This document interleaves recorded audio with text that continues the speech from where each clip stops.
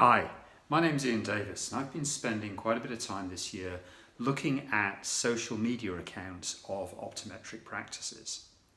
I mean, there are 3 billion people around the world who are on social media, so it seems somewhat intuitive that if we want to promote our practice, we should have a social media presence.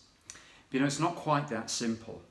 If you actually look at the different platforms, you can see that different platforms perform different functions, and very often by taking a homogeneous view, we're actually missing some great opportunities to speak to our patients. Friday, 25th of October, 5 o'clock, I'm going to be presenting the results of that audit together with some real practical tips on how you can use social media in your practice to help retain your patients, get new patients in, and increase the value of your existing patients. Really hope you can join me and look forward to seeing you then.